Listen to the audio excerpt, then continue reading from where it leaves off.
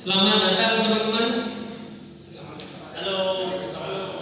Pertama kali saya ucapkan terima kasih. Hujan-hujan tetap dibelain datang-datang ke Silverstone. Yang pertama kali kami ucapkan selamat datang. Terus yang kedua, jangan lupa kalau nanti teman-teman haus, silakan ambil minum sendiri. Itu sudah termasuk include. Itu dibayar sama kokohan. Terima kasih. Terima kasih. Semua minuman udah dibayar. Ya, terus habis itu hari ini tujuan dari acara ini. Oh, sebelum itu kita welcome dulu juga teman-teman dari PLN, Pak Bagas dan Pak Dhani. Selamat datang support acara ini. Terima kasih teman-teman dari Wuling. Hai, terima kasih sudah support acara ini. Ini kali ini Wuling IEV ini sudah ada di mana-mana, dan lagi keren ya. Ada iklannya yang keren-keren. Pakai ini sebagai rumah kedua karena tanpa emisi. Oke, teman-teman di sini hari ini adalah tujuan dari Silverstone dan ini cuma satu. Kita mau kenalin teman-teman vendor-vendor. Kita ber-networking class di sini. Jadi nanti ketika habis sesi tanya jawab selesai, kalian boleh tanya-tanya atau bertanya-tanya semua. Kita usahakan kita saling kenalan. Jadi Albert yakin setelah networking ini ada dari teman-teman bisa crossing untuk saling punya job masing-masing, bisa kasih job masing-masing. Oke, ya. Perkenalkan, Albert mewakili Silverstone Studio. Visi Silverstone Studio adalah untuk selalu menciptakan karya terbaik bersama komunitas orang kreatif yang ada di saat ini untuk menatap masa depan yang lebih baik. Misi Silverstone adalah yang satu, tujuan utama kami adalah membuat ekosistem orang kreatif. Yang kedua adalah meningkatkan kemampuan komunitas orang kreatif serta mampu menaikkan pendapatan dan keuntungan kita semua di masa depan untuk yang lebih baik. Oke. Nah, kali ini temanya kita ambil adalah konten kreator. Mungkin dari beberapa teman di sini konten kreator, halo. Ya, konten kreator ini adalah ujung tombak di era sekarang ini. Kita bisa lihat kenapa, karena mereka punya profil, mereka punya story life, dan mereka punya style masing-masing untuk mereka bisa profiling target market mereka secara spesifik.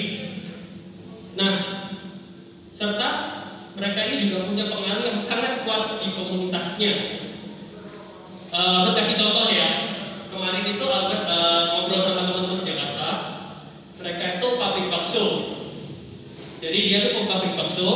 Dia kerjasama pabrik bakso, pabrik siomay, sama pabrik tahu. Itu ternyata 3 perusahaan yang berbeda. Mereka mencari komunitas ibu-ibu yang ada di kampung-kampung, di RT dan RW. Siapa ibu-ibu yang mau dapat tester gratis? Nah, mereka daftar masing-masing nama. Habis itu kalau sudah, mereka suruh tester, mereka buat quality control. Gimana rasa bakso yang dijual cocok apa enggak? Gimana rasa siomaynya, gimana enak apa enggak? Itu mereka ada feedback. Itu yang pertama. Yang kedua adalah mereka menggabungkan semua itu, kemudian mereka menawarkan, ibu-ibu mau jadi reseller. Nah, kita bayangkan dengan profil pekerjaan seperti ini, itu meningkatkan sales perusahaan luar biasa. Karena yang pertama, ibu-ibu dapat makanan supply gratis, meskipun dia harus mengisi form, dan itu nggak masalah. Siapa yang nggak suka dikasih bakso, kasih siomay sebagai tester? Yang kedua, mereka dapat pendapatan lebih karena mereka jadi reseller.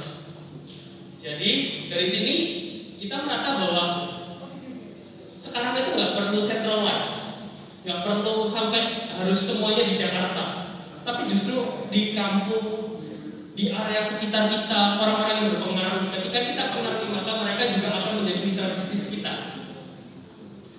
Yang kedua, contoh yang kedua, eh, kalau teman-teman tahu TikTok yang sekarang lagi puncak tren di media sosial, mereka sudah membangun ekosistem. Jadi TikTok itu sudah ada PH agency, yang dimana PH itu sudah istilahnya TikTok certified. Kemudian mereka menggandeng sama yang namanya, kalau di Jakarta, mereka masih di Jakarta dan mereka akan segera ke kota-kota lain.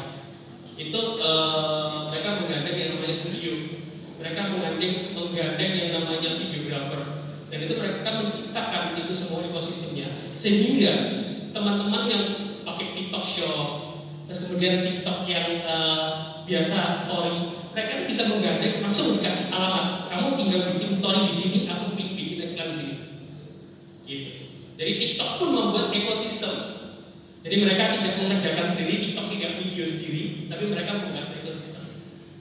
Ini adalah bayangan Alfred untuk kita bisa kerja bareng-bareng di Surabaya ini. Dan hari ini kita akan lihat hasil di mana Alfred melihat bahwa Surabaya ini sangat mampu untuk kita punya pekerjaan dunia kreatif ini dengan yang lebih baik. Karena semakin siapa di sini yang kepingin rate-nya semakin tinggi? Oke, bagus. Nah, rate semakin tinggi itu menandakan tentang networking yang semakin bagus. Dengan aku masuk ke influencer A itu ternyata mereka berafiliasi dengan kelompok tertentu, yang dimana itu ada target market mereka. Itu yang jadi mahal. Ketika tanya sama teman-teman videographer, ya, tanya, aku bisa bikin iklan? Bisa, aku punya teman-temannya, misalnya gitu. Job itu nggak tanya lah, bisa kita kerjakan bareng-bareng. Itu tujuannya hari ini. Bisa, ternyata kalau videographer, ada kenal fotografer nggak? Oh ada, skalanya mau yang mana? Kan gitu. Ada skala yang nasional, ada yang certified Alpha Guru, ada yang certified Fuji juga, ada yang certified yang, atau yang mereka butuhnya di sehari-hari. Nah itu ekosistem juga masuk. Oke, nggak usah lama-lama, kita lihat teman-teman yang habis bikin iklan ini. Kita kenalkan nanti ada 3 orang yang nanti akan bantu kita ngobrol di sini. Oke, kita tayangin klip yang kemarin kita buat bersama. Ya, kita playback ya.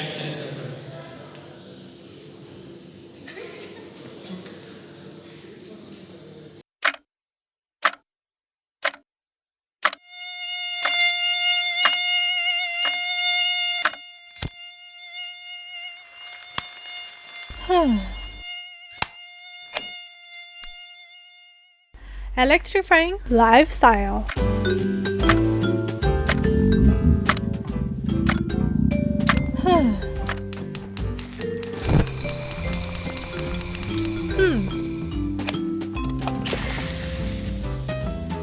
Electrifying lifestyle.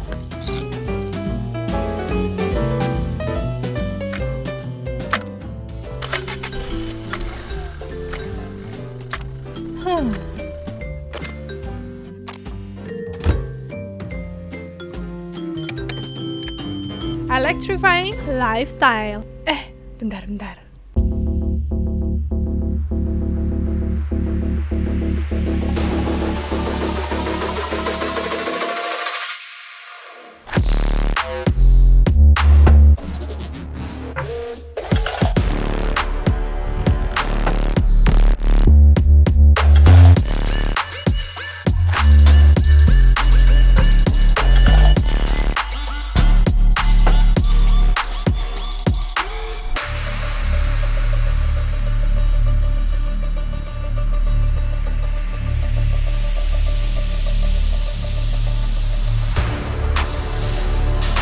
Tepuk tangan untuk industri kreatif kita.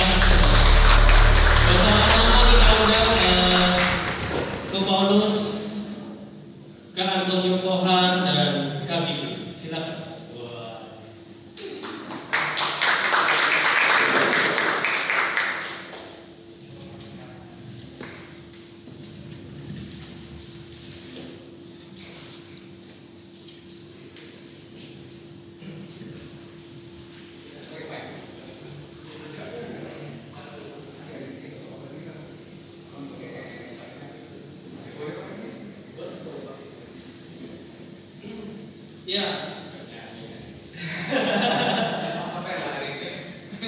lagu pertama dari Quest. Kita nyantai aja. Kita akan ngobrol sebentar. Jadi permainan hari ini adalah habis ini kita tanya jawab bentar tentang bagaimana potensi industri kreatif di Surabaya. Apa yang bisa kita kerjakan bareng-bareng, apa yang kita bisa networkingkan bareng-bareng. Itu adalah poin percakapan kita pada sore hari ini. Itu yang pertama. Kemudian yang kedua, ini adalah kesempatan yang menurut saya langka. Karena apa? Dan lagi kita akan merubah ruangan ini untuk memasukkan mobil di sini. Dan mobilnya ini akan ada 2 setting lighting. Nanti yang diatur sama namanya gaffer kita, Mas Kipli dari RCTG. Yes. Dari yang ketiga, nggak berhenti dengan itu aja. Yang ketiga nanti teman-teman akan dikirimin link drive, yaitu berisi footage dari video ini. Jadi nanti teman-teman bisa merasakan ketika teman-teman bisa bekerja sama dengan video profesional, kira-kira apa bedanya sih kalau ketika aku syuting sendiri gitu. Kurang lebih bisa punya gambaran seberapa jauh kita bisa mempromosikan atau membuat klip atau membuat sebuah iklan untuk ke depan. Gitu. Kita akan sharing footage itu juga sama teman-teman pada poin yang terakhir. Oke. Mungkin nanti fleksibel aja, jadi teman-teman yang mau tanya bisa langsung tanya. Nanti dari teman-teman ini juga akan berbagi. Jadi termasuk kita semua yang ada di depan, bukan lebih hebat, tapi kita cuma bisa berbagi dengan apa yang kita bisa. Tapi kita bisa melangkah lebih jauh ketika kita bisa bernetworking bersama, kita bisa berkenalan bersama. Itu saya yakin kita bisa melangkah lebih jauh dan lebih baik lagi. Oke, saya perkenalkan di sini adalah teman konten kreator kita Antonio Kohar. Halo semua. Siapa yang belum follow TikToknya? Dalam berapa tahun ibu buat? 2 tahun. Luar biasa. Dalam 2 tahun sudah seperti itu, kurang lebih keren. Teman satu lagi Mas Kipli dari RCTG Lighting Man. Jadi di sini kadang untuk Lighting Man kelihatannya penting atau nggak penting. Tapi ketika kita syuting, nah betul. Ketika kita syuting ada talent, terus mereka lapar, lightingnya nggak jadi-jadi, videografernya panik. Terus habis itu sudah di take 1, 2, kemudian dilihat sama bosnya atau sama produsernya. Kok lightingnya gini? Panik. Dari kita sama mereka bisa menyediakan jasa lighting konsultasi. Di mana kepingin feel seperti apa mereka yang atur lightingnya, dan itu bisa menghemat jauh waktunya. Jadi kita bisa lebih efektif lagi untuk bekerja. Itulah gunanya networking. Kemudian yang ketiga, ya kita nggak usah tahu ya. Kita nggak usah. maksudnya kita nggak meragukan. Semua orang kenal di sini, yaitu Ko Paulus Rizal. Sore semuanya. Indonesia, Sony Indonesia. Oke, mungkin pertanyaan pertama bagi saya tunjukkan ke Ko Rizal ya. Ko. Langsung saya. Oh iya. Oke. Pertanyaannya adalah kenapa yang namanya artis atau konten kreator ketika sama deal sama perusahaan itu bukan langsung uangnya dikasih ke konten kreator, tetapi konten kreator dihubungkan sama PH production house dan kemudian di sana banyak orangnya. Padahal konten kreator sekarang apakah nggak punya kemampuan untuk menciptakan iklannya sendiri? Nah, mungkin dari pengalaman Ko Rizal gimana? Oke, saya berdiri aja ya. Selamat sore semuanya. Mungkin saya akan menanggapi pertanyaan dari Om Albert yang tentang bagaimana sistem production house atau konten yang sekarang sudah ada. Sebetulnya mungkin saya jawab, ini ada dua pilihan ya teman-teman. Mau jawaban singkat atau yang kayak novel? Mungkin singkat aja ya. Gini, sebetulnya yang disebut dengan konten video itu kalau menurut pengamatan saya, semoga nggak salah ya, itu barusan saja booming, yaitu ketika mungkin 2 atau 3 tahun lalu. Sebelumnya konten berupa video adalah hal yang dianggap kurang perlu. Namun karena ada perubahan teknologi display atau bagaimana orang menikmati konten, ini sudah merubah segalanya. Kalau dari hire atau melibatkan teman-teman di sini yang videographer bagi teman-teman content creator.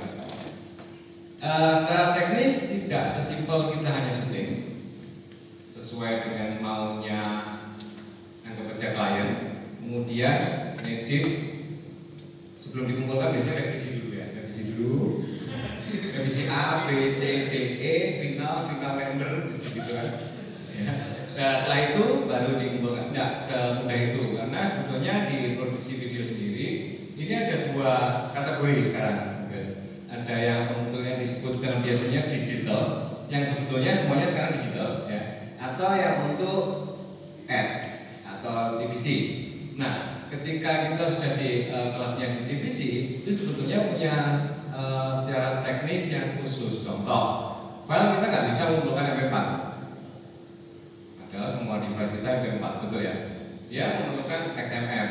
Nah, ini adalah salah satu dari banyak contoh yang mengapa kita tetap harus melibatkan teman-teman yang memang bergerak di bidangnya. Ini yang contoh kedua. Ketika kita sebagai tim production house itu banyak hal yang memang spesialis. Contoh yang saya highlight hari ini adalah lighting. Lighting ada dua pilihan teman-teman. Asal telan gambar ada yang disebut astrada, atau yang bisa menggambarkan spesifik looks yang kita inginkan. Karena kalau di corporate itu bukan hanya tingkat kecerahan atau luminosity ya, tapi biasanya ada request color. Nah, ketika kita astrada itu nggak apa-apa, biasanya nggak apa-apa, tapi cuma ordernya sekali. Setelah itu nggak kelas ya, begitu. Nah, untuk menghindari hal itu, ya ini ketika teman-teman mungkin punya kesempatan yang tadi sudah Albert sampaikan, ketika activity teman-teman content creator sudah punya production value yang lebih baik dari content value-nya sendiri, itu tentunya akan klop. Bukan hanya bagus ceritanya atau cocok kepada siapa, tapi secara tekniklinya ini bisa terpenuhi. Karena apakah secara teknik ini nggak mampu dipelajari oleh content creator? Pasti mampu, tapi butuh waktu. Padahal namanya biasanya, ini kalau pengalaman saya ya, yang namanya deadline itu jarang sekali yang jawab pasti tanggalnya. Butuhnya kapan Pak? Secepatnya, betul? Padahal sebetulnya kan harus pada program ya. Kita mau mengiklankan sesuatu kan punya program, nggak mungkin Roro Jonggrang yang besok. Nah, inilah yang menurut saya ya memang yang terjadi seperti itu. Karena kita sekarang itu butuh ekosistem yang berjalan. Jadi selain dari penjelasan yang memang kita bisa melibatkan ekosistem, yang kedua itu tadi kan secara teknis nanti kayak jadi novel kalau disebutkan satu-satu. Belum suara, belum kalau di lighting gimana? CRI ya. Ada CRI ya, color rendering index yang memang secara teknis harus benar. Seperti itu kira-kira. Mungkin nanggepin sekalian, kalau CRI itu kalau kita masuk ke ini ya, terutama kosmetik ya, lipstick ya. Lipstick kalau merah sama merah marun sama merah agak sedikit pink, ada sedikit coklat. Nah, jadi teman-teman lighting ini punya standarisasi bagaimana looks yang di kamera itu bisa seperti aslinya. Gitu. Jangan sampai yang dibeli warnanya apel, yang keluar pink. Iya, black pink. Oke. Pertanyaan kedua, nah di film tadi, di iklan tadi, itu art director-nya ini Antonio. Oke. Oh nanti, Mas Budi udah banyak dan panjang ya. Waktu kan disingkat ke Mas Budi sampai jam 4. Siap. Nah, kira-kira Bung Antonio hari ini melihat art director itu seperti apa pada waktu tadi iklan tadi? Apa yang mau disampaikan, keunikan apa yang harus diciptakan? Apa sih kerjaan art director itu? Kalau dari aku sih, art director itu penting. Karena kita tahu kalau kita menguasai video aja itu oke, videonya bakal bagus. Tapi video itu akan jadi lebih bagus kalau ada otaknya. Otaknya itu adalah content creating, seperti itu. gimana cara kita itu bikin suatu treatment video itu menjadi ada storyline. Sorry, berarti videographer nggak punya otak. Punya, tapi otaknya Kok berbeda. bagus dia? Gitu. Jadi otaknya berbeda. Kita itu seperti apa ya? Otak, jadi ada otak teknis, otak produksi sama otak yang membuat jalur cerita gitu. Karena pentingnya kita itu bikin video biar nggak terlalu flat, biar video kita tuh bisa menarik. Itu gimana cara kita menceritakan sesuatu terlebih dahulu gitu. Ini penting banget. Kalau misalnya kita bikin konten ya, itu pasti diawali dengan roasting. Teman-teman kalau tahu di sini konten kreator mungkin ada yang tahu 3 detik pertama itu harus ditonton sampai akhir kalau di TikTok atau Reels. Buat apa? Biar bisa masuk ke algoritma FYP atau viralnya TikTok. Itu trik kita untuk bisa nanti viral atau masuk algoritma at least. Nah itu sebenarnya cara-cara ini adalah cara roasting. Sama halnya kalau kita bikin kayak project hari ini, Electrifying Lifestyle. Kalau kita bikin suatu video kayak gini, sebenarnya bisa aja videonya berupa sinematik mobil aja. Tapi menurut aku itu langsung straight to the point. Menurut aku itu penting banget kita untuk membuat suatu cerita terlebih dahulu biar gak flat. Nah itu tujuan kita sebagai art director, gimana caranya kita menjelaskan suatu cerita ini. Dan aku juga di sini ada sediain storyboard sih, gitu. Boleh nggak aku tunjukin dulu? Ini laptopnya masih ke aku. Nah, Boleh. Mandiri ya? mandiri. Nggak ada operator. Teman-teman kalau mau tanya silakan ya. Kita di sini bebas tanya, ngobrol.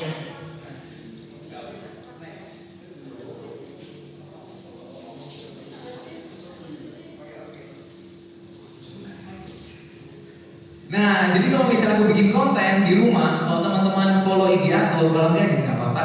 Tapi gini. Jadi kalau aku bikin konten di rumah, biasanya aku bikin berupa tulisan, karena yang penting aku ngerti gitu. Tapi kalau misalnya kita untuk produksi, kalau ada kerjasama buat influencer, konten kreator, teman-teman ada kerjasama dengan brand-brand yang harusnya kalian treatmentnya itu proper. Otomatis kalian harus bikin brief yang proper dan dimengerti oleh orang dong. Gak mungkin cuma kalian tuh yang ngerti. Kalau teman-teman baru lihat story, aku tuh gambar-gambar asal aku ngerti. Klien nggak ngerti nggak masalah. Tapi kalau misalnya kita ada klien, akan sangat lebih respectful dong attitude kita kalau kita nunjukin storyboard yang lebih proper. Jadi teman-teman, ini aku pakainya Canva. Pasti teman-teman udah nggak asing lagi kan sama Canva. Jangan ketawa dong. Jadi gini ya, ini aku bikin biar DOP-nya ini mengerti gitu. Jadi aku bikin, ada jam dinding, tik-tak jam dinding. Ada sofa, ukurannya wide. Ada nyamuk, nyer-nyer gitu. Yang penting aku ngerti dan juga DOP-nya bisa paham gitu.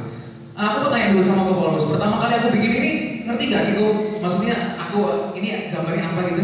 Ya, secara ini yang disampaikan Cak Harap ini menarik ya, karena sebetulnya untuk proses video itu datang itu bukan cuma pokoknya aku buat video ini titik, bukan seperti itu, karena ada pesan yang harus disampaikan. Nah, ketika treatment yang paling benar adalah antara klien dan tim produksi itu sama gambarannya. Ini ya sebetulnya pakai Canva ya. Iya. Kenapa ya? Berbayar kan? Asal ini sama-sama tim produksi bisa mengerti. Kalau saya melihat sekilas, ini kalau di teknis sebetulnya sangat kurang ya untuk dijelaskan contoh. Ini kita nggak bisa menggambarkan depth atau kedalaman, betul ya. Tapi karena ceritanya ini menurut saya unik, ya ini sudah sangat cukup. Intinya tidak ada miss shot, mungkin segitu aja menurut saya. Ya. Oke. Nah, jadi thank you Ko Paulus. Kak operator next slide. Lagi.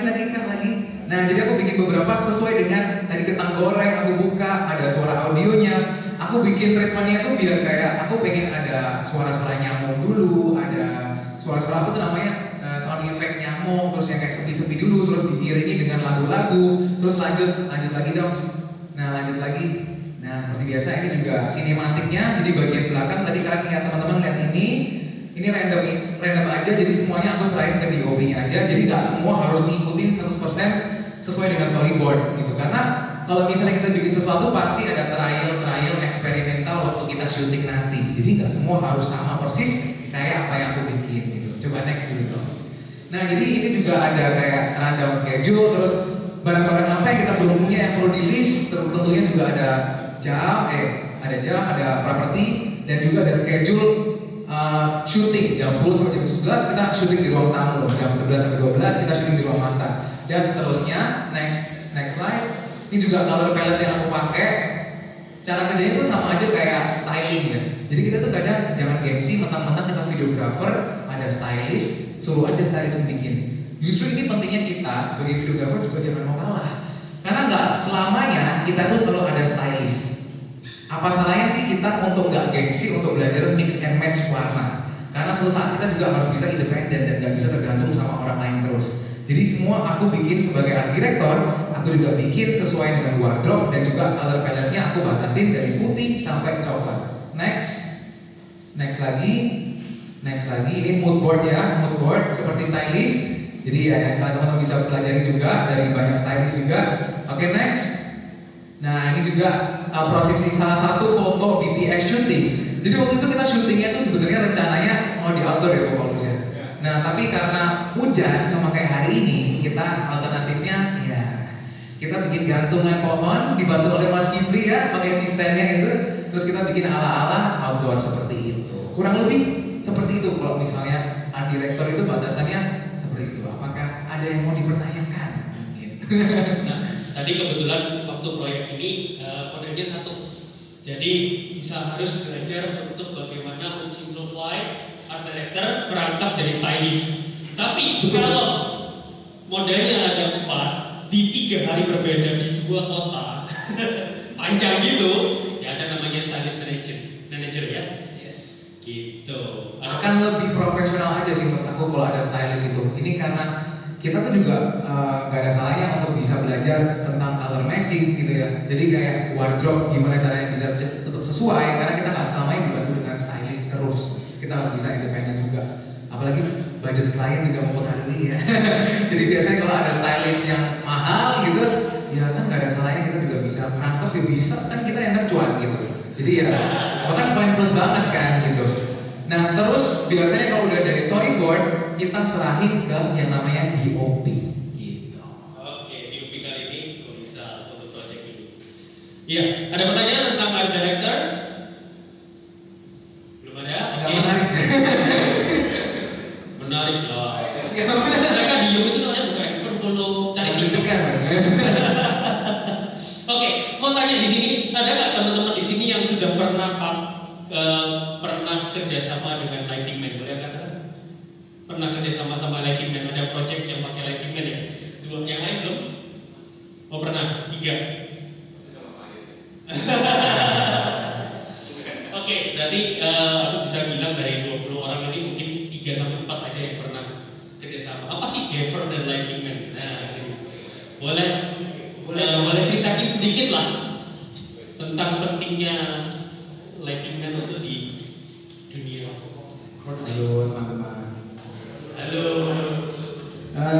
Aku sebenarnya nggak biasa speak up di depan umum, jadi tak usahakan semaksimal mungkin.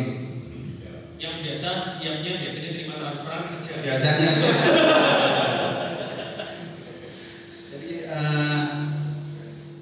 definisi gaffer sendiri itu sebenarnya orang yang membantu DOP untuk merealisasikan gambar yang diinginkan oleh sutradara. Jadi sutradara itu langkahnya biasanya membuat shortlist, kemudian diskusi oleh DOP dan juga gaffer untuk merealisasikan gambar yang diinginkan oleh director. Jadi ada bedanya antara gaffer dan lighting man. Oh, bedanya kalau gaffer sama lighting man, kalau gaffer itu ikut turut andil pikir tentang konsep yang ingin dibuat. Berarti ada gambar sebelumnya, aku mau kayak gini, itu tugasnya gaffer. Dan Untuk, DOP. berarti gaffer yang untuk menentukan berapa jumlah lightingnya. Oh ya, Gitu, softboxnya pakai apa aja. betul. Gitu ya. Iya. Kalau lighting man biasanya terima orderan aja. Kenapa? Bukan. Jadi lighting man tinggal ada alatnya yang dibawa, tinggal saya mau terangnya bagian sini, lighting man yang ngatur gitu ya. Iya. Berarti arahnya dari teman-teman fotografer atau videografer yang lain atau DOP yang lighting man ya. Iya. Kalau biasanya sih unit punya cover, misalnya ada tim unit produksi. Nah kalau lighting unitnya cover. Jadi kalau sebutannya lighting man consultant itu berarti gaffer itu ya? Tuh. Oke. Ada contoh-contohnya nggak?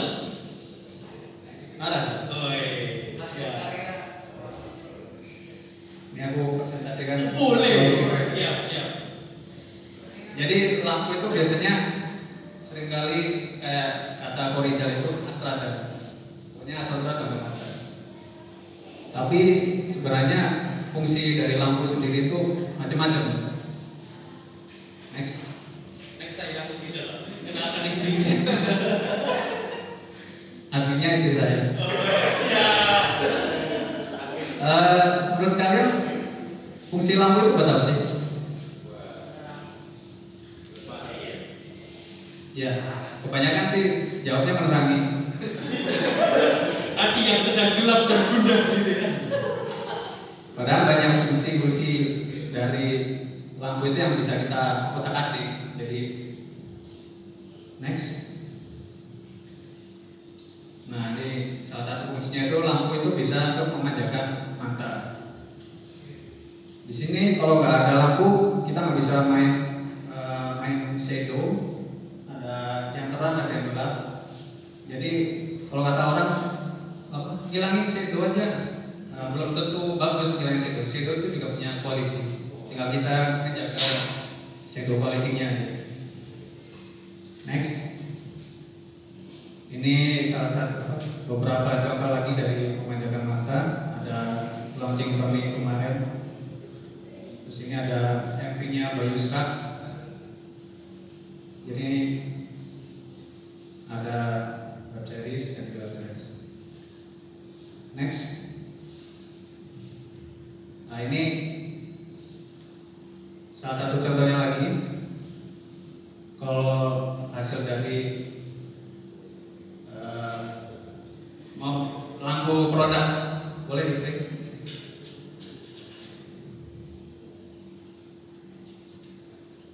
Ini yang tadi kita buat.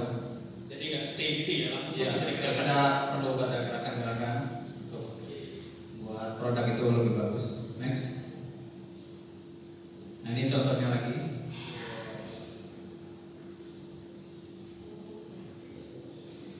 Nggak ada lagunya.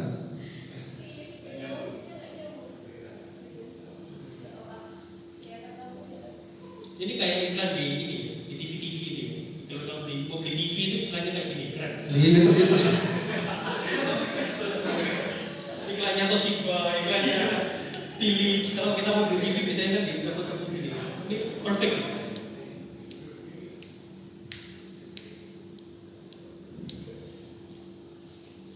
Oke.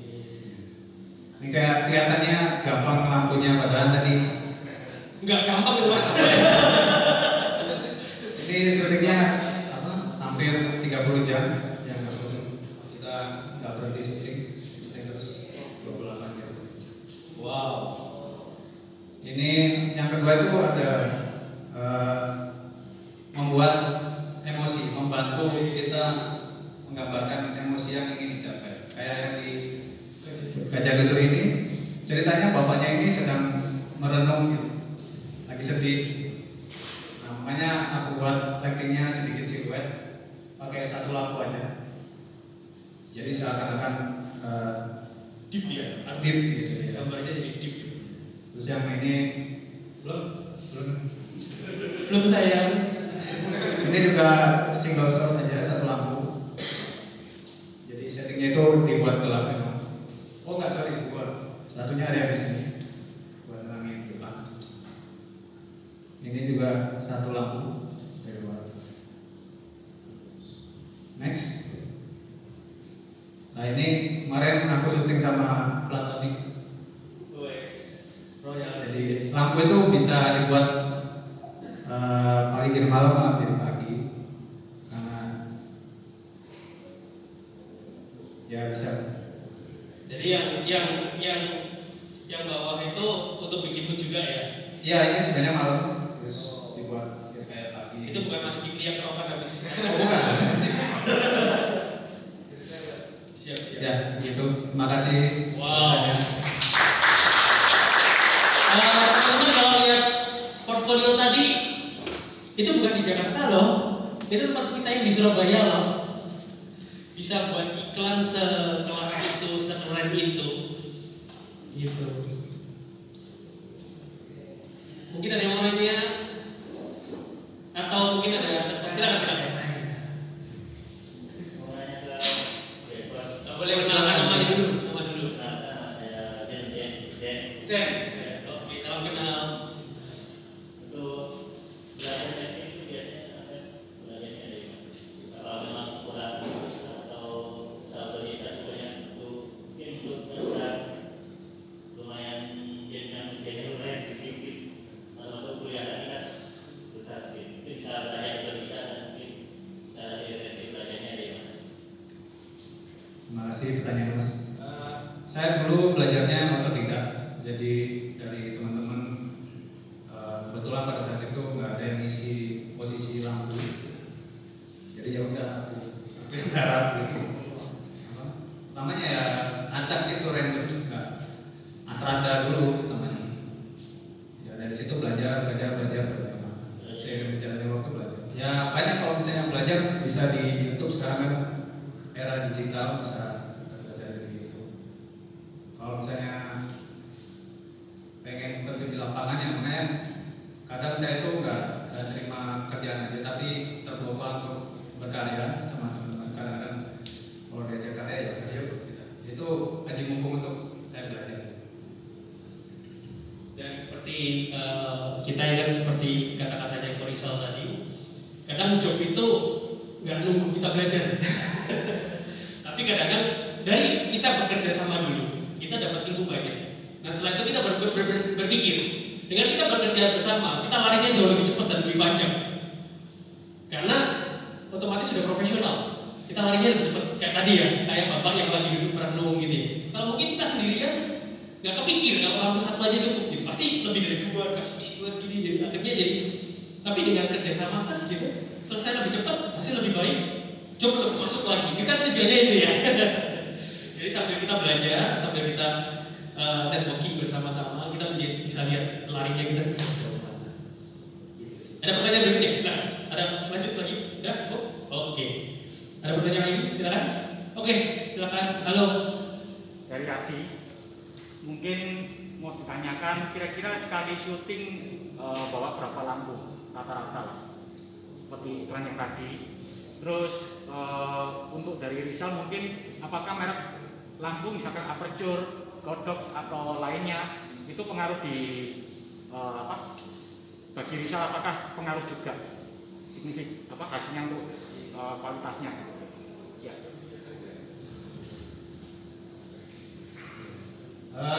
Terima kasih Mas bertanya.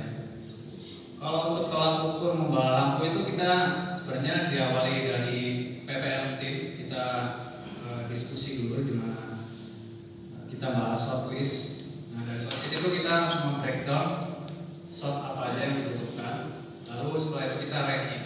Nah dari ranking itu kita bisa tahu mau bawa lampu apa aja. Nah ini urutannya. Jadi kita bisa tahu mau bawa lampu aja dengan cara terjun langsung ke tempatnya kalau nggak sama beberapa itu.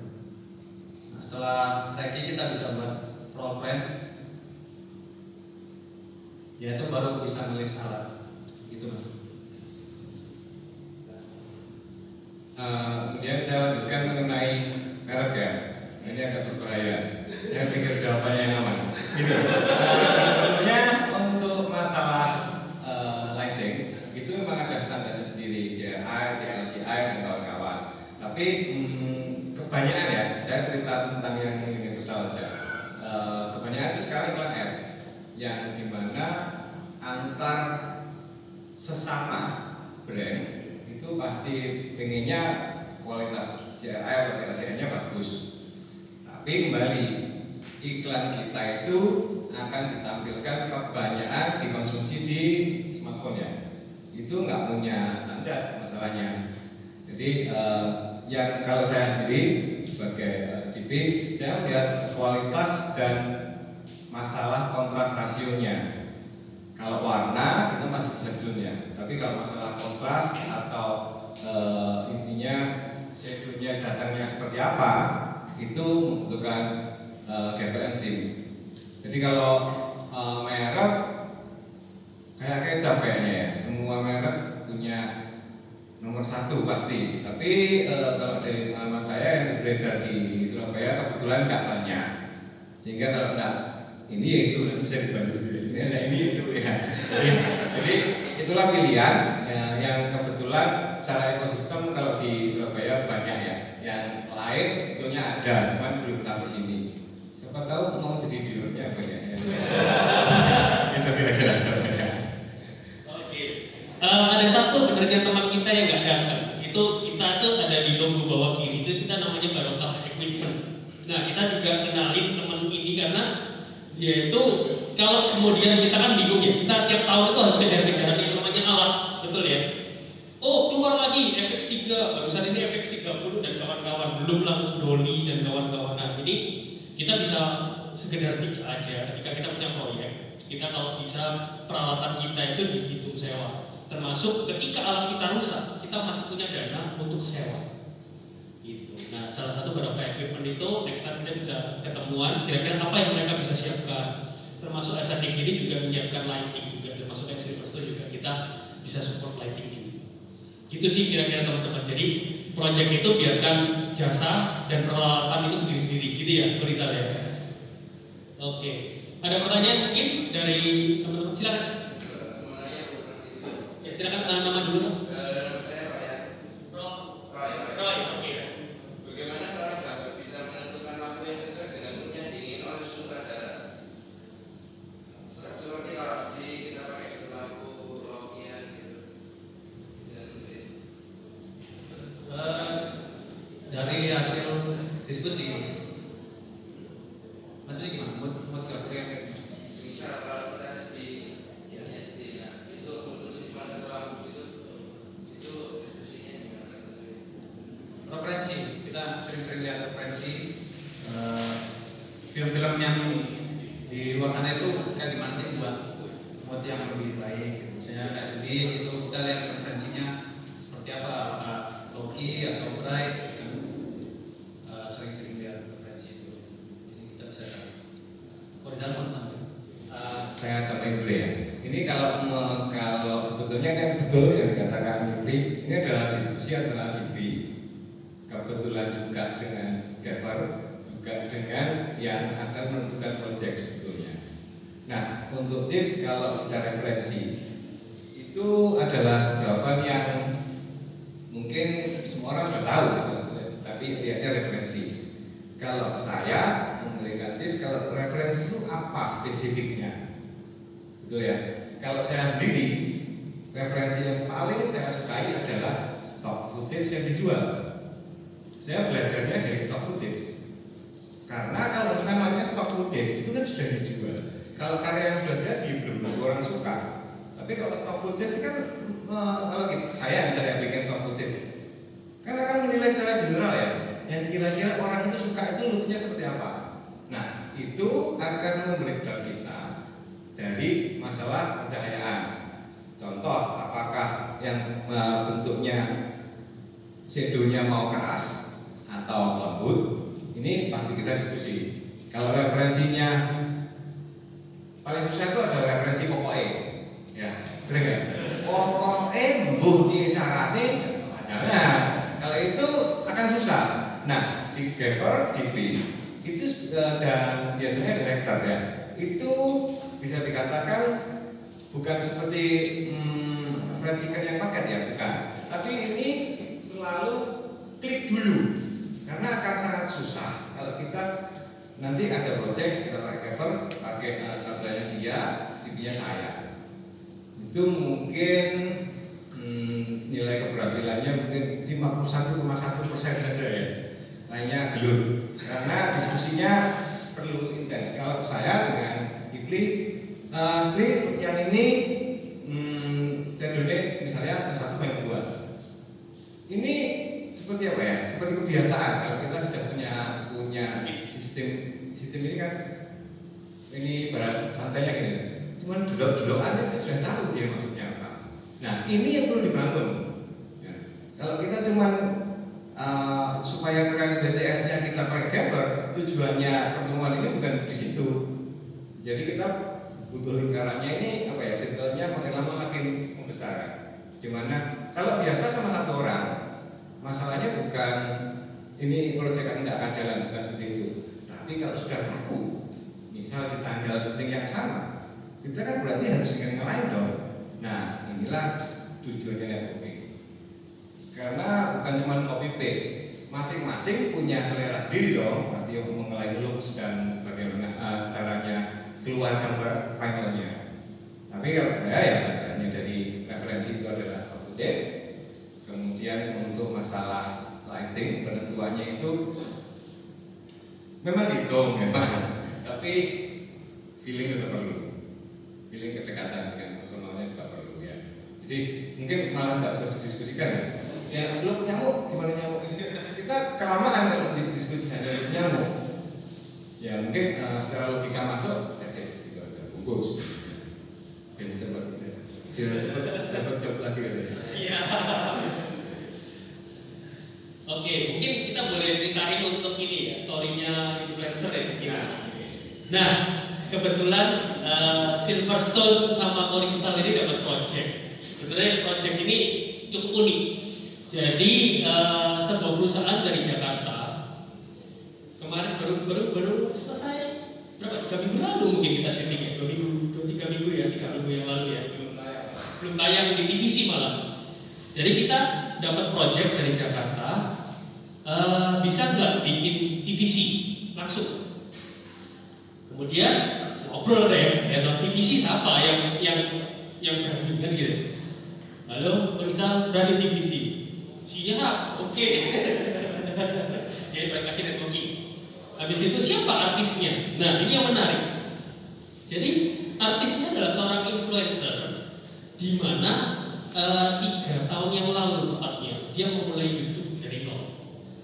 Jadi dia orang yang heavy baking, biasanya dia itu PO cake, PO ya PO roti cake, jualan di pasar-pasar atau ada Masya Market, ada apa dia jualan di sana. Terus habis itu merambah yang namanya YouTube, dia share resep.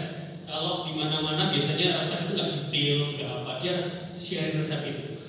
Dia syuting dari yang sederhana sekali. Habis itu jalan lagi setahun mulai yang namanya berani buka PO lebih besar sama buka kelas. Nah kelas yang dibuka sama dia itu yang susah.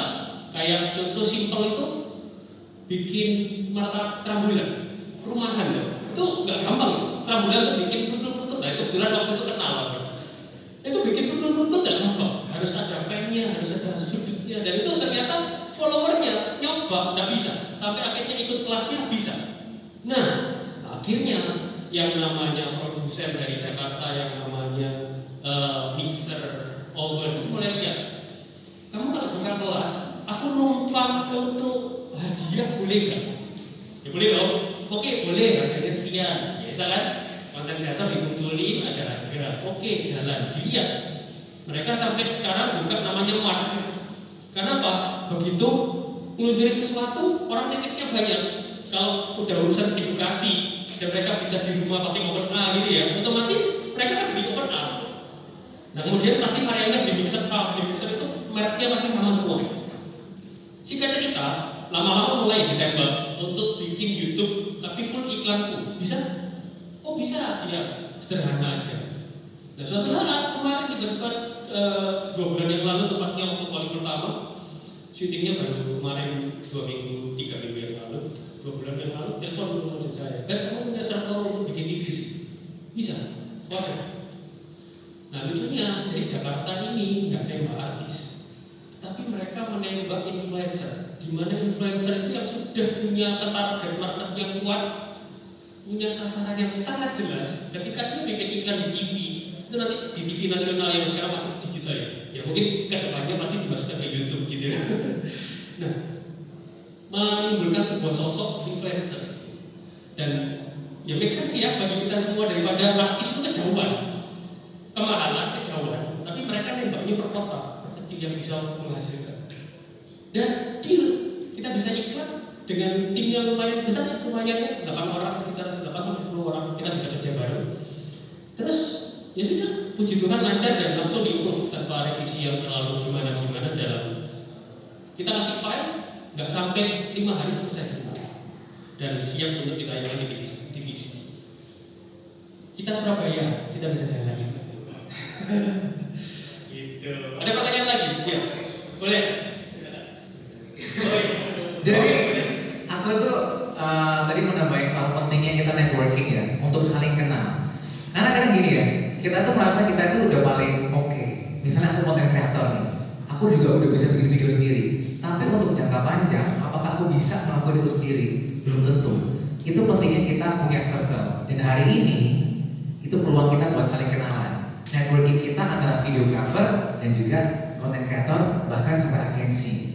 Nah, aku tahu pentingnya networking ini karena aku juga orangnya sering ikut workshop. Bahkan pertama kali aku ikut workshop Eko Rizal, aku dapat banyak teman-teman kerja gitu. Nah, itu pentingnya networking. Dan juga kita tuh kadang ya, kalau misalnya udah bisa satu bidang, kalau bisa itu kita juga ada kenalan di bidang lain. Karena kalau misalnya kita menguasai satu bidang, nggak mungkin kita punya waktu yang banyak untuk ngejar di bidang yang kita belum bisa gitu. Itu akan menurut aku nggak efisien gitu. Akan butuh umur lagi untuk belajar hal yang baru. Tapi dengan adanya koneksi dengan sesama antara kedua bidang, kita bisa saling tukar pikiran, bahkan bisa saling kerjasama. Dan sebagai influencer itu pentingnya kita juga untuk punya target audience. Nah ini penting banget. Misal ada brand yang melihat kita influencer itu nge-influence barang-barang yang berbagai macam bidangnya. Kadang-kadang endorse makanan, kadang-kadang endorse kamera. Itu menurut aku akan nggak fokus. Makanya aku sebagai content creator, aku nggak pernah terima endorsement di luar. Misal kayak terlalu di luar, kayak disuruh review makanan gitu. Aku paling cuma sekedar story, tapi aku nggak pernah fokus untuk bikin konten itu. Karena aku harus tahu target audience kita, content creator apa, di bidang apa. Ini pentingnya kita sebagai content creator. Mungkin teman-teman videographer, siapa tahu zaman sekarang videographer itu banyak jadi content creator yang bahas itu soal edukasi foto video.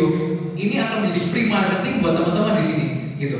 Konten itu bisa jadi free marketing, free advertising asal kita tahu caranya. Caranya adalah apa? Kita harus bisa tahu algoritma TikTok kayak 3 detik tadi, gimana cara kita bikin orang lain nonton habis video kita, itu akan jadi free marketing gitu.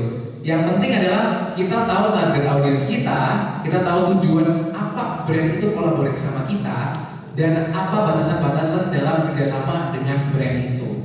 Nah dengan cara seperti itu kita bisa saling kerjasama menjadi lebih efektif seperti itu. Itu sih kalau yang aku tahu ya, pentingnya networking sama kita pentingnya tahu target audience kita sebagai influencer atau content creator. Gitu. Panjang ya. Pertanyaan lagi? Silakan. Thomas pernyataannya, saya kan biasa konten itu dibagi ke tiga medsos, TikTok, Instagram, sama YouTube. Sorry. 3 medsos, Instagram, YouTube, sama TikTok. TikTok Reels. Reels, ya. Misalnya ada mungkin menurut Mas Antonio itu perbedaannya dan bentuknya itu di platform itu apa aja? Misalnya YouTube, YouTube itu Antonio tentang ini dan bentuknya itu persis seperti ini. Dan TikTok seperti apa dan bentuknya apa? Itu yang pertama. Yang kedua, Satu-satu dulu boleh nggak? Nanti yang kedua lupa. Jadi gini. maaf ya, agak umur. Iya, udah umur. Jadi gini ya, pertama kali itu aku ini hubungannya dengan eksperimental, trial and error. Aku tuh awalnya mulai TikTok dulu karena aku nggak pede dilihat teman-teman. Teman-teman itu kebanyakan follow kita di Instagram dulu kan. TikTok itu banyak orang asing yang nggak kenal kita gitu. Kalau kita mau bikin konten alay, nari-nari gitu, TikTok tempatnya. Username aja bukan nama sendiri biasanya kan.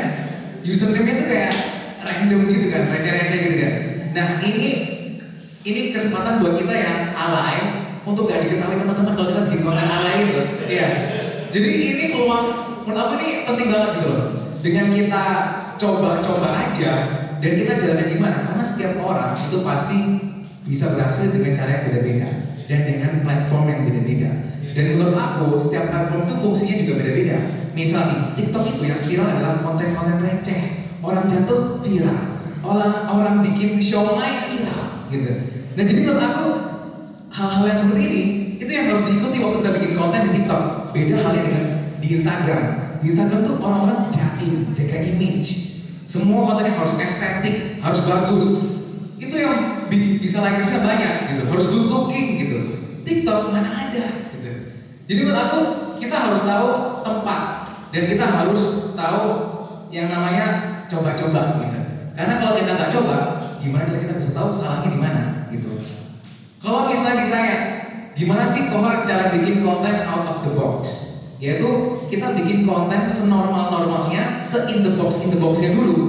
Karena dari kita bikin kita terlatih membuat konten in the box, kita bisa tahu cara bikinnya out of the box, cara yang orang lain belum pernah bikin sebelumnya. Dan based on reference, aku sebagai content creator pasti juga udah pernah mengkonsumsi konten-konten yang orang lain pernah buat.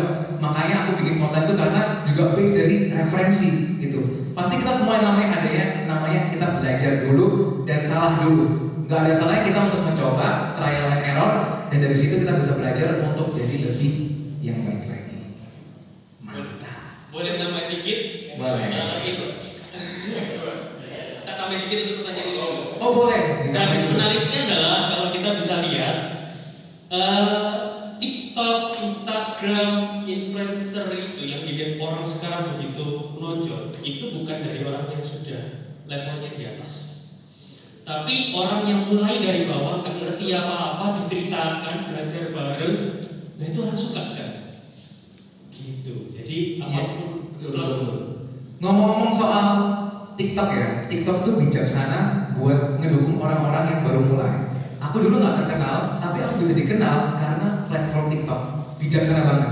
Sekarang Instagram mulai ngelakuin algoritma itu. Orang yang nggak dikenal bisa jadi lebih terkenal asal kalian membuat kontennya juga bisa dikenal gitu. Dengan cara-cara yang harus ada roastingnya, dengan cara-cara kalian yang ikonik, beda dari orang lain, nggak gitu-gitu aja gitu. Cari pembeda, karena orang tuh akan lihat sesuatu yang dia belum pernah lihat sebelumnya, kayak gitu. Dan menurut aku YouTube itu sekarang nanti mulai tahun depan YouTube ini mulai ada yang namanya bisa convert uang. Jadi YouTube Short ini mau ikut-ikutan lagi, karena aku tahu platform 3 ini semua pada bersaing gitu, sama-sama mau bikin sesuatu yang kontennya pendek. Karena zaman sekarang itu konten panjang, orang belum tentu ada waktu untuk melihat video itu. Podcast itu aku nonton kalau sambil dengerin sambil ngedit video gitu. Kalau misalnya konten-konten receh, aku mah suka banget gitu di TikTok. Karena menurut aku tuh menarik dan bermacam-macam gitu ya, lebih seru gitu. Tapi menurut aku zaman sekarang, gimana cara kita bisa bikin konten tuh singkat, jelas, padat, out of the box kayak gitu. Menurut aku itu penting banget. Nah, seperti itu. Bisa tambahkan satu hal? Boleh. Ini yang unik lagi. Orang ngikutin kita dari awal kan, coba-coba dan sebagainya. Terus kemudian orang ini, contoh simpel. Ketika kalian lihat TikToknya Foriza, mungkin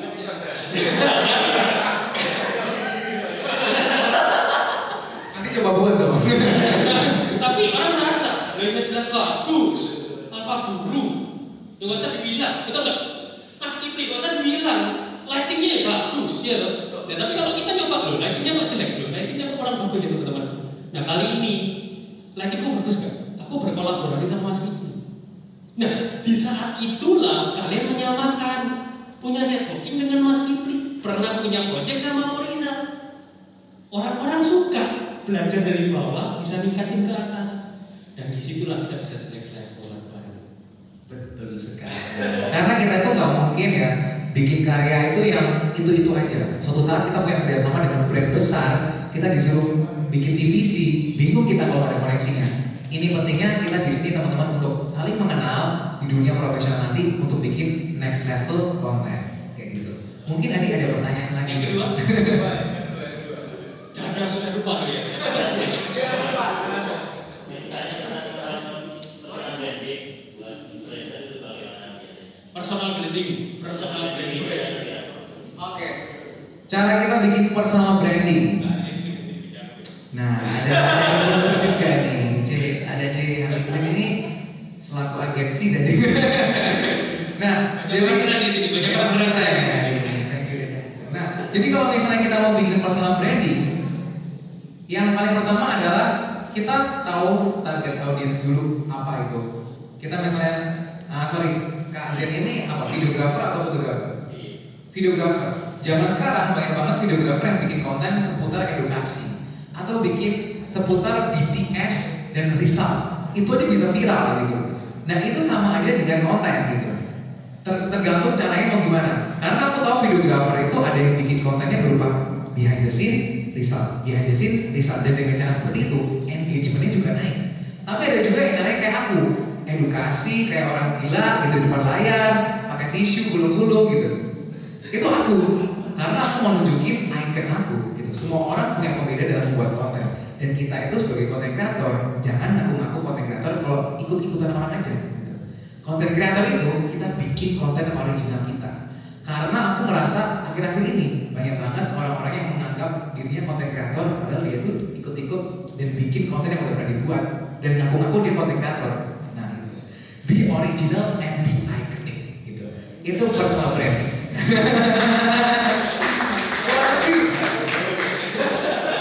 Mungkin ada yang mau nambahin gitu. Siapa yang mau diatur sama Tuhan? Siapa yang mau Menjual banget. Hard selling. Ada pertanyaan lagi? Oke, boleh. Kalau bicara ranking itu kira-kira apa aja yang perlu maksudnya apa aja yang perlu dipikirkan, terus misalnya kalau kira di luar kota, lokasinya di luar kota, apa harus berangkat dulu sebelumnya ke sana? Nah, Tanya ke siapa? Tanya yang tulisan ranking. boleh nih, maksudnya sudah boleh. Ranking itu pada dasarnya mengulang kembali ya mas. Jadi nggak mungkin kita melakukan ranking tanpa ada tim surveinya dulu. Jadi teman-teman lokasi itu pasti sudah survei dulu ke beberapa lokasi yang diinginkan oleh director. Kemudian apabila lokasinya sudah lock, baru kita mengumpulkan tim untuk ranking. Nah di ranking tersebut teman-teman sudah pada punya job desk masing-masing. Misalnya kalau job desknya saya yang tadi itu di papan kita nulis alat, terus bikin program dan lain-lain kayak gitu. Mungkin kalau bisa Saya tambahin dikit ya. Kalau ranking sendiri dari bahasa Jerman betul? Iya. Oke. Nah itu intinya gini, kita merecreate apa yang akan terjadi di luar. Kalau pertanyaannya Mungkin kopi. ya. Kalau pertanyaannya apakah kalau luar kota itu akan ke sana? Jawabannya tegas tergantung budget masing. Ya. Kalau budgetnya cukup harus. Kenapa? Karena itu mengamankan. Contoh, saya kasih contoh yang sangat simpel ya. Ini proyeknya anggap aja melibatkan banyak orang. Karena di luar kota banyak kendaraan nih. Sekedar parkirnya di mana? Itu hal yang sangat simpel. Tapi bisa kerusuhan kalau lagi pikirkan dulu. Benar ya? Kemudian yang kalau saya sendiri kalau diproduksi, apalagi kalau levelnya besar, hal-hal yang kecil tapi bahaya. Contoh, kamar mandinya di mana? Apakah terpikirkan pada saat itu story? Nggak mungkin kita pikirkan itu. Colokannya di mana? Ya, kalau di Kevor biasanya begitu sampai lokasi itu lihatnya bawah. Cari talan listrik kan? Kontak. Nah, jadi ranking itu karena kalau memang ini yang ideal ya. Yang ideal itu adalah semua ini ikut karena dia pasti bertanggung jawab terhadap bidangnya masing-masing. Kalau pertanyaannya mungkin kalau direktur dan VP apa fungsinya? Ya hal-hal yang simpel, tapi kita bisa menggambarkan pertama di sini ya. Oke, memang saya tahu dan saya menggunakan juga misal rumah ini menghadap mana, matahari dari mana, itu sudah ada aplikasinya. Tapi realnya belum tentu. Kita mesti mikirkan kalau mendung bagaimana, kalau ada masalah bagaimana. Itulah fungsinya Regi ya. Kalau survei sebelumnya kan kita milih dulu, kalau sudah Regi kita memastikan itu lock. Termasuk Gapper, yang paling biasanya yang paling susah Gapper sih, karena harus bridging dan kawan-kawan kan. Kita kalau day for night for day, gampangannya bawa blowernya harus bagaimana. Karena kalau yang kita pikirkan itu semuanya dari rumah, dalam artian work from home saja, betul. Faktor risikonya itu sangat besar. Contoh kayak kita seringnya dimension yang harganya mahal. Hanya hal kecil ya. Di bawah asisten kita bawa bola tenis. Buat apa? Biar nggak berat. Itu kliennya beda banget feelingnya sama kita. Nah, jadi dengan hal-hal kecil seperti itu, kalau saya aware ya. Kalau kita bawa asisten, kalau di Imagine ya mungkin mahal ya, nggak mungkin murah. Nggak selalu berat. Karena resikonya di situ. Di situ lagi kita perlu tahu semuanya. Jadi memang bukan ilmu tahu tapi sesuatu. Tapi usahakan kita aware semua hal, masuk parkir, ya kemudian bahaya apa enggak, oh itu kayak dan macam-macam. Mungkin seperti itu. Ya. Silakan pertanyaan berikutnya. Nah, Reki, untuk yang isi mobil itu pas Reki itu di order vendor. Di mobil ini. Jadi mungkin ya jelasin singkat semua. Semua iklan tadi kita syuting di satu gedung ini aja. Ya, yang katanya order itu gimana? Harusnya di tempat parkir depan. Rekinya berarti order. Jadi harusnya waktu itu apa namanya, sorry. Nah, jadi harusnya itu kita syutingnya rencananya di situ, Roy. Di luar. Tiba-tiba hujan. Keasikan makan nasi kuning ya kita. Makan nasi kuning hujan. Katanya nggak punya terus makan. Nah, fokus. Lapar lagi. Oh. Nah, jadi akhirnya kita itu waktu itu on the spot ya, spontan ya pemirsa. Kita tuh spontan bikin aku tuh pengen ada suasana natural rumput-rumputnya. Ya kebetulan anggap aja untungnya ya Silverstone ini ada dinding putih. Dinding putih ini menggambarkan kayak cahaya backlight gitu. Nah, terus ditambahin aja sama rumput-rumput itu. Dengan adanya background yang seamless kayak gini, menurut aku tuh memudahkan kita untuk membuat sesuatu yang ada di kepala kita. Karena kalau misalnya kita di studio yang udah set, udah ada set yang udah paten, kita tuh nggak bisa ngeluarin apa yang ada di pikiran kita. Gitu. Dengan ada background seamless kayak gini yang besar, dan teman-teman kalau lihat di atas, ini bisa keluar air. Dan aku baru tahu kalau ada selokan. Jadi kalau teman-teman ribut ya, kita bisa nyalin air nih, ulang-ulang hujan nih, ya. Jadi itu ada selokan juga menuju ke sana. Langsung ke baptis. Bener banget, keren banget. Jadi baptisnya bisa bareng-bareng gitu. Gitu kan. Jadi teman-teman nanti boleh ya teman-teman bisa explore juga nih.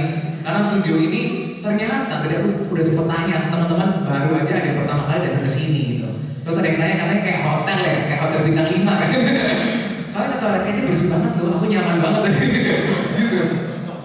Jadi gitu deh, harus explore studio-studio yang di Surabaya ini ternyata juga studio yang maju gitu. Gak cuma studio yang kalian tahu aja gitu. Gak ada salahnya kan kita coba explore studio-studio yang belum pernah kita coba kan. Dan dengan adanya acara hari ini, kalian bisa lihat-lihat gitu. Gitu sih, mungkin ada pertanyaan lagi. Silakan. Mungkin yang mewakili perusahaan boleh, kalau sisinya dari company mungkin gimana boleh. Mungkin ada yang mau tanya dari sisi agensi. Karena di sini kan ada agensi juga yang kita datang gitu. Seputar gimana cara bikin apa gitu. Gimana soal budget klien mungkin ada yang kayak gitu deh. Oke, sambil kita nunggu Kohigam, form feedback boleh dikirim ya. Form feedback ya.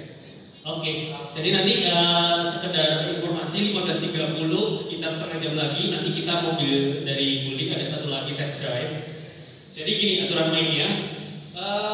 Hari ini kita akan syuting dibagi dua grup nanti. Yang separuh kita akan mingle sambil nunggu test drive, sambil satunya kalau mau test drive silakan. Kemudian yang setengahnya di ruangan ini kita akan workshop syuting dengan lighting yang ada, bisa coba-coba sendiri juga. Yang bawa kamera juga silakan. Nah nanti di balik switch kalau yang sudah dari test drive akan masuk ke sini, berikut juga yang dari sini bisa syuting di dalam mobil dan sebagainya. Nah setelah itu nanti saya juga akan kirim ke teman-teman semua list kalau teman-teman mau upload itu bisa silahkan. Itu ada tagline kita punya Instagram masing-masing. Nanti kita akan posting juga dari teman-teman punya hasil. Nah sebelum dari posting itu kita nanti kayak tadi saya di awal bilang kita akan share untuk Google Drive footage dari Korizal. Jadi nanti di rumah bisa dimasukin di match kan. Kemudian harapan saya adalah satu, dengan kita bisa mencoba, kemudian mix match dengan hasil yang sudah kita pernah buat, kemudian kita bisa sharing. Itu kita bisa bantu reshare kalian punya hasil. Jadi siapa tahu itu jadi networking baru, siapa tahu. Itu yang pertama. Tapi yang kedua, misalnya mohon maaf, oh saya ada budgetnya, saya influencer, saya cuma mau lihat, silahkan. Jadi kita nggak mengharuskan untuk di-share, karena saya sangat menghargai para teman-teman content creator itu punya value dan punya pricing ya. Tapi izinkan pada saat ini kita mencoba men-sharingkan apa yang kita pernah buat untuk kalian coba sendiri. Di-share atau tidak di-share itu kembali ke kalian. Ketika kalian share, kita akan re-share dari tempat kalian. Ketika kalian bisa keep, paling nggak kalian punya tahu, oh ternyata networking ini grafiknya sampai sini. Gitu kurang lebih teman-teman. Yang penting nanti teman-teman bisa eksplor aja kan ya. Nanti mobilnya juga ada yang bisa syuting di sini. Betul. Jadi mobilnya nanti kita akan masukkan, kita akan pasang lighting. Yang mau survei kita akan sediakan tim untuk bisa survei. Sisanya silakan kalian ngobrol. Jangan ngobrol sama teman yang sudah pernah ngobrol. Percuma, gitu kan? Ngobrol di sini paling nggak bisa tahu. Oh ternyata di sini dari teman-teman influencer, content creator, oh ternyata ada videographer. Videographer punya freelance atau videographer punya production house sendiri. Teman-teman production house juga ada di sini. Ada teman dari fotografer, arsitektur juga ada di sini. Ada dari PLN juga ada di sini. Ada building juga, ada perusahaan-perusahaan juga. Yang kita bisa collect gitu loh. Apa yang bisa kita kerjakan bersama? Paling nggak kenalan gitu. Kurang lebih seperti itu. Ada pertanyaan tambahan? Ya silakan. Pertanyaannya bebas sih buat siapa aja Bebas. yang mau jawab. Kebetulan aku punya sosmed agency. Nah, kita semua tahu sekarang digital social media itu mengarah ke format video. TikTok, Reels, bahkan YouTube maupun Shorts. Maka dari itu ada peningkatan demand di agensiku untuk brand yang bisa dibikin video. Nah akhirnya ini suatu kendala yang aku alami adalah aku kekurangan SDM. Jadi apa sih hal-hal yang harus aku perhatikan kalau aku mencari seorang videographer, untuk freelance ataupun in-house? Tuh teman-teman tuh ada kebutuhan kan? Oke. Tepuk tangannya dong. Saya mungkin menjawab yang general aja ya. Yang Yang spesifik juga nggak apa-apa. Jangan. Iya boleh banget ya. Nanti kayak apa? Kalau pertanyaannya requirement ya, yang harus diperhatikan ketika ada job dari apapun itu ke agensinya. Ataupun misalnya karakteristik yang bisa jadi poin plus yang bawa benefit buat aku. Kayak Oh, misalnya iya. orangnya lebih kreatif atau misalnya dia bisa setting lighting sendiri atau itu kan sesuatu nilai. Ya. Gini, kalau dari perusahaan itu kan sistemnya adalah dia punya budget yang di breakdown untuk berapa kali tayang, betul ya. Nah, yang pertama yang perlu diperhatikan ujung-ujungnya juga itu dulu. Budgetnya cukup apa enggak ketika kita menuntut videographer untuk kreatif, karena kreatif perlu modal dong. Contoh, ketika kita punya tempat yang satu itu aja, apakah bisa memenuhi keperluan dari klien itu untuk iklan? Bisa. Tapi kalau saya sendiri akan saya tanyain, butuhnya iklan itu untuk apa? Untuk ada atau untuk menjual? Ada dua hal dong. Karena kalau di agensi kan juga kita biasanya mengarahkan ya, biasanya selalu mengarahkan kan. Ternyata sekarang itu ada yang butuhnya pokok aku punya konten. Betul, ya kan? Pokok dia ada fitnya, ya sudah. Kalau itu saya jawab spesifik aja, sembarang berarti kan ya. Tapi saya akan membahas yang faktor kedua, yang dia pengen ini apapun itu bentuknya, yang berarti akan iklan itu punya feedback bagi dia. Nah, yang perlu diperhatikan untuk mencari pembuatnya itu adalah se-aware apa terhadap project. Contoh, yang namanya creative board itu bukan dari videographer, hanya di Surabaya yang memikirkan itu. Betul, setuju? Akan belum ya. Padahal kita itu seharusnya itu terimanya board. Gini, board itu masih membutuhkan polesan. Jadi kalau biasanya di Surabaya adalah dari ini klien ke agensi langsung ke videographer. Aku butuh yang kreatif, butuh yang cepat, dan butuh yang unik. Nah, kalau saya kebetulan ditanyain, saya akan tanya kembali. Ini kriterianya apa? Menjual. Oke, kalau menjual kita butuh tahu. Pada saat dari perusahaan itu kita mungkin ini saya nggak ajari ya, cuma sharing aja ya. Saya akan tanya produk yang akan diiklankan itu yang sudah laku atau yang tidak laku.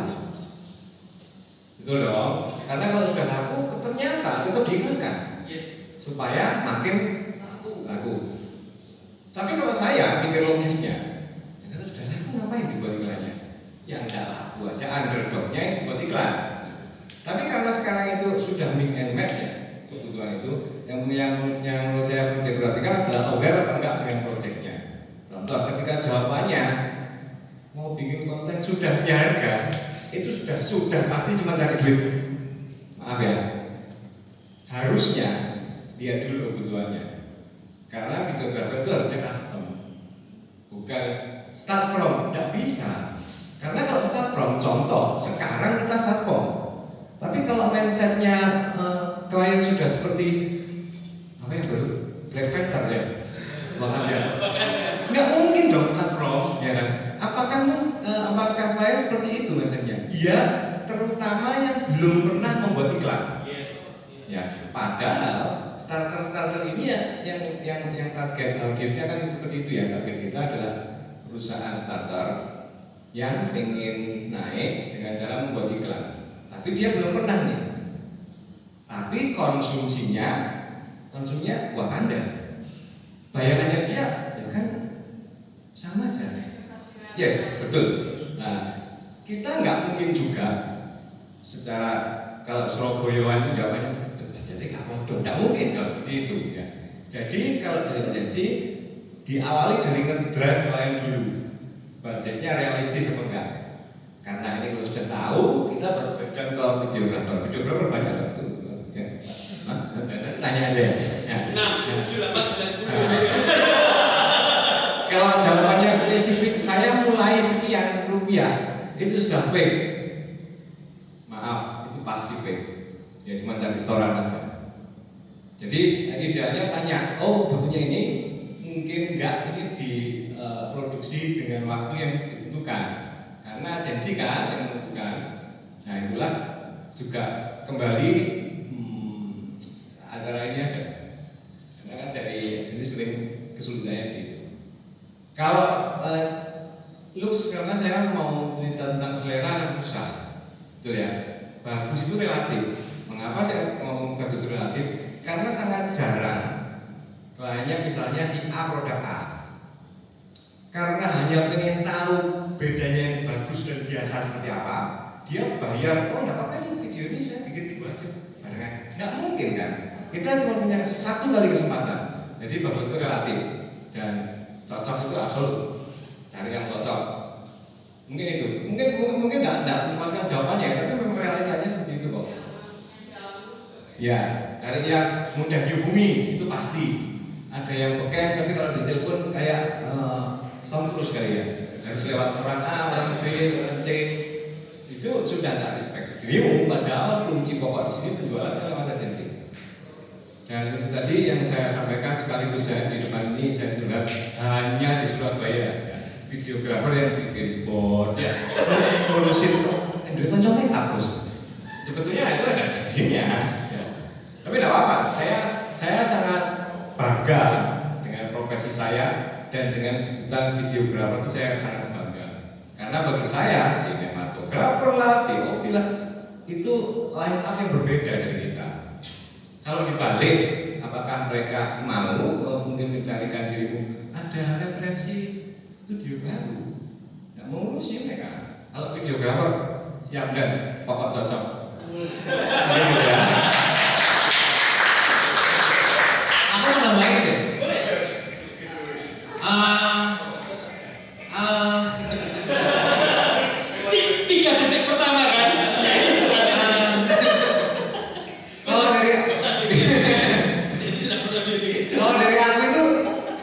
kita tuh Surabaya tuh dijadikan tradisi ya, karena budget kepepet gitu.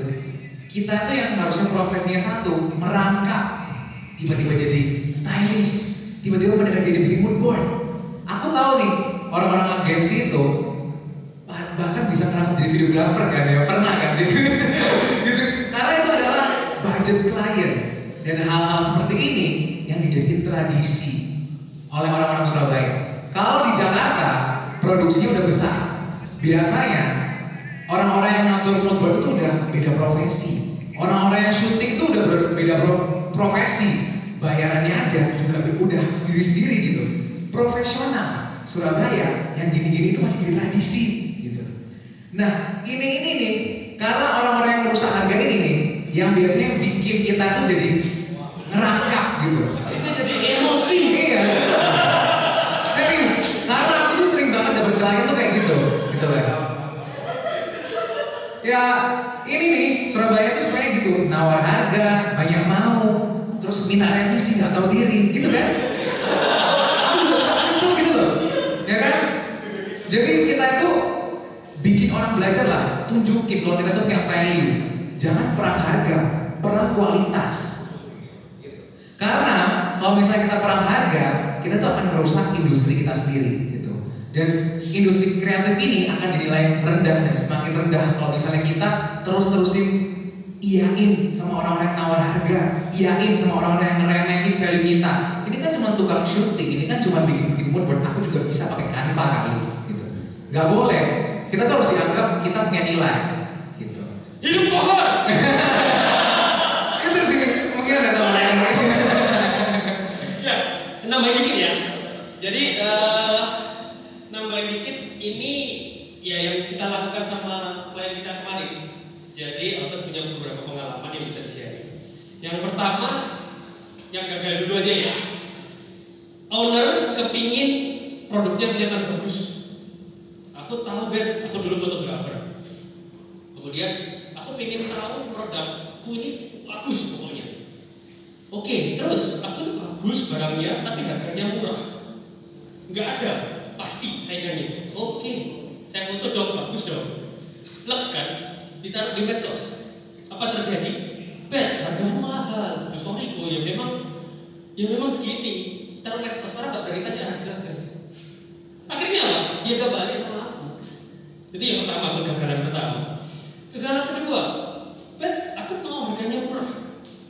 Oke, terus sasaranku orang-orang, tapi pembeliku nih, aku kepingin jalannya panjang. Pembeliku nih adalah orang yang menengah ke atas. Jalannya panjang dari Ben. Aku kontrak sama kamu setahun misalnya. Oh tunggu, coba dulu aja sebulan. Kalau nggak usah stop. Waktu itu foto produk, datanglah customize barang-barang itu.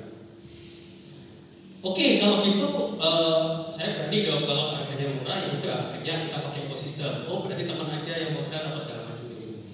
Ben kok kayak gini, warnanya kok lari, kan? Loh, sebentar, Cici kepinginnya ya apa? Katanya gitu. Karena yang foto target market sama nilai jual itu sejajar, inline. Jadi orang itu kepinginnya enak murah, tapi bisanya rendah. Nah, kemarin kita dapat project iklan itu, kita enggak. Jadi tipsnya nih, nomor 1 harus punya percakapan di luar tentang kamu bayar aku berapa, kamu dapat apa. Tapi lebih ke arah kalau kita dealnya dari orang markom, sebaiknya kita punya orang tangan kanan, entah itu bagian penjualan atau direktur atau manajernya. Biasanya aku tanya gini, sorry ya, goalsnya tahun ini apa? Gitu. Dari mereka itu lebih clear goalnya. Aku kepingin produk ini yang laku. Gitu. Loh ini sudah bestseller, nggak apa-apa, jalanin aja. Nah ketika kita sudah jalanin ke sana, itu inline. Karena ada orang yang bagian nawar ke kita itu cuma lihat harganya kita itu berapa. Padahal yang kita syuting itu harus merepresentasikan goalnya dia itu mau kemana. Jadi harus kenalan orang dalam. Yang kedua, yang kemarin kita project itu, apa tanya salah satu dia pribadi. Oh iya, alasannya apa ya kok pakai influencer A? Oh ya saya itu sudah lama, itu tuh gini. Oke, saya tuh karena dia tuh bagus penjualannya, dia bisa buka kelas dan diskusi bla bla bla bla bla bla. Oke, ambil satu poin. Terus produknya ini produknya sangat besar sudah di laku keras produknya yang jadi tanpa iklan sebenarnya udah laku gitu. Tapi tujuannya dia malah ingin ngebum pasar, kepingin aku ini the biggest gitu kan. Nah, udah akhirnya diskusi sama Polisa. Goalnya adalah justru kita bukan ceritain produknya, tapi kita ceritain lifestyle influencernya. Yang influencernya pakai produknya. Nah, ya bersyukur ya orangnya suka banget dari iklan itu. Cool. Harga berapa? Ya ambil sama dia. Karena dia merasa bosnya itu bukan orang Surabaya, bukan orang Indonesia, ngomongnya susah. Tapi dia merasa bahwa orang ini ngerti maksudku gitu. Jadi aku berani pakai kamu gitu kan. Karena ada sedikit sekali orang yang bisa mengerti apa pikiran owner. Tapi banyak orang yang ini udah tampil, memang kerja ini susah, udah syuting aja udah gini aja buat hidup sehari-hari. Guys, kalau kalian yang gitu terus habis aja. Alatnya kalian pasti akan ujungnya dijual. Tapi aku yakin dunia ini punya masa depan yang sangat cerah ketika kita bisa jalan itu. Jadi pengaruh influencer itu siapa, videografernya siapa. Otomatis kalau videografer atau lightingnya siapa, ada project boleh di-share, boleh. Nah yang nge-share itu siapa? Itu juga punya hitungannya sendiri gitu kan. Dan itu sangat bernilai. Orang lupa kadang-kadang. Gitu. Jadi sebaiknya videografer pun di sini teman-teman ini kita juga punya pasar guys. Kita juga punya ceritain pasarnya kita topnya di mana. Akhirnya kita punya value di sana. Gitu kira-kira. Ada pertanyaan lagi? Oke, kalau nggak ada, oke boleh. Kak silakan. Oh nggak apa-apa. Kalau tanya Mas Kipli di rumah aja nanti. Maaf. Ya, jadi kebetulan kan aku ini juga kerja di perusahaan ini, klien juga di kan. Oh, oke, perusahaan siap. Di anak perusahaan PLN kebanyakan Jawa Bali. Kadang kan sering juga kami bikin video-video gitu ya. Terus apa namanya? Jujur aja gitu. Jadi kalau bicara tentang harga gitu ya, kualitas production house Surabaya gitu ya. Kadang tuh kita ketika mau bikin video punya budget gitu ya, kita bisa bicara kayak gini kayak kalau mau bikin video ini kita mau pakai PH Surabaya apa Jakarta ya kayak gitu. Karena ada kali kita tahu gitu hasil dari PH Jakarta dan PH Surabaya ini sama bagusnya gitu. Cuman memang harganya lebih mahal Jakarta gitu. Jadi kayak PH Surabaya menjadi mereka punya edukasi sendiri gitu dengan budget yang di bawah dari PH Jakarta gitu ya. Apakah industri kreatif di Surabaya ini harus jadi yang menyamai kayak Jakarta gitu ya, atau ya memang akan terjadi aku hadirang tradisinya banyak orang di Surabaya ini merangkap makanya bajunya ketatkan gitu ya. Itu menjadi sesuatu yang harus diteruskan sebagai edukasi di Surabaya. Karena jujur itu sebagai user dari para user kreatif ini, menurut kita itu menjadi competitive advantage buat mengambil PH Surabaya akhirnya daripada PH Jakarta. Jadi proyeknya kita jalanin ke Surabaya gitu. Itu menurut teman-teman di sini gimana? Boleh tak jawab dulu ya. Ada satu undangan yang hari ini sayang gak hadir. Harusnya kita bisa mereka terbuka untuk bernetworking dengan kita semua. Kebetulan teman Albert ini adalah grup media yang cukup besar di Surabaya. Jadi dia bicara sama Albert kemarin waktu kita undangan, kita telepon biasa untuk kita curhat. Beb, tunggu kamu bicara ya persis pertanyaan saya seperti Kak Adel. Mereka bilang gini, perusahaan raksasa, the big besar, contoh kita sebutin boleh Unilever. Terus kemudian grup-grup lah, orang tua grup yang besar-besar gitu. Mereka itu sometimes nggak butuh unik, tapi mereka butuhnya mengeluarkan budgetnya sekian ratus juta atau sekian M di tiap tahunnya. Itu sama satu PH dan dia sudah all in. Mulai dari senam pagi diurusin, pasar diurusin, dangdutan diurusin, sampai ke bikin iklan diurusin. Jadi orang ini yang pegang uang. Ayo Surabaya bisa nggak? Kan gini dah, biasanya ya teman-teman tahu lah. Kayaknya bisa nggak Surabaya? Tak kasih budget segini, bisa nggak? Kan gitu dah. Oh ya bisa kan? Ya. Revisi? Ya bisa nggak? Nah, kalau saya boleh nanggepi, ini tantangannya kita. Karena industri kita belum sampai ke telinga owner di sana. Gitu loh. Mereka kita nggak bisa sampai ke founder atau ke CEO atau ke orang di company itu. Karena kita masih belum kelihatan modelnya. Nah, betul harapannya networking ini kecil-kecil tapi kita nggak ada yang perusahaan. Kita rangkul gitu. Karena apa ya? Gerakan ini bisa kelihatan karena Surabaya, contoh misalnya kita punya rumah, terus kemudian kita ini punya dana ART misalnya. Tapi kan kita sudah punya, gitu. Sudah kasih satu orang aja. Gitu. Tapi kemudian kan lama-lama kita berpikir, oh ternyata daripada sopir ngapain ya? Pakai Gojek aja. Oh ternyata ada namanya cleaning service. Tapi setelah mereka mengiklankan itu, berani nggak kita merubah gaya hidupnya kita dari ART kepada Gojek, Grab, ART, laundry di luar? Itu apakah lebih mahal? Kalau itu dilakukan 30 kali sehari, itu lebih mahal jauh. Tapi kalau kita melakukan itu dengan baik, kita merasa profesional, gitu. Baik. Ya itu jawaban Albert. Jadi sebenarnya kita mampu. Cuman mereka belum dengar sampai sana dan apakah kita berani kerjakan sampai sana? Gitu. Karena dari teman Albert sendiri cerita dan sayangnya bos-bos Surabaya itu bayarnya juga di Jakarta. It's happen gitu loh. Karena di Surabaya nggak berani. Kamu berani nggak ngurus dangdutan? Kamu berani nggak ngurus senam pagi? Kamu berani nggak gitu? Nah itu kan butuh tangan yang besar. Kita Surabaya sebesar apa guys? Itu bersama kita pasti bisa. Silakan ada jawaban lain. Silakan. Tambahkan mungkin. Kalau mungkin sementara ini Jakarta ya. Tapi next mungkin di Nusantara ya. Jadi kalau sementara itu kalau dari saya sih sebetulnya kalau memang dari perusahaan memilihnya di Jakarta atau Surabaya itu sebetulnya bukan cuma masalah budget, tapi kadang beli pride, betul ya? Karena kalau di Jakarta itu ada requirementnya sendiri. Yang contoh tadi, tapi saya nggak bisa menunjukkan di slide ya. Nah, saya ada board dari luar. Dia itu ada notes-nya. Tanggal 9, 10, 11, dan 12 misalnya seperti gitu ya. Tanggal 9-nya saja, ya. Tanggal 9-nya saja, dia spesifik minta kamera merek ini. Yang lainnya loss kemarin. Penasaran dong. Itu kenapa?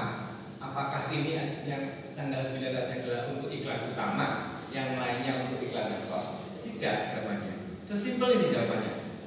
Hari pertama syuting di Indonesia itu ownernya datang. Dan apakah ini berpengaruh? Berpengaruh. Yes. Berpengaruh besar ini karena ya ketika klien datang siapapun itu akan menunjukkan performa terbaiknya. Yes. Meskipun hasilnya nanti sama saja, dan ini kan termasuk ke pride-nya ya. Jadi kalau saya sendiri nggak apa-apa kalau memang juga toh dia di Jakarta itu kalau memang kita terjun di sana, gitu ya. Itu juga orang sini sih, yes. Cuman cari fulusnya di Jakarta. Ya kita juga tetap harus berbagi. Kalau di sini harganya memang lebih rendah, kalau saya nggak apa sih, UMR-nya kan beda memang. Sudah distandarisasi kok.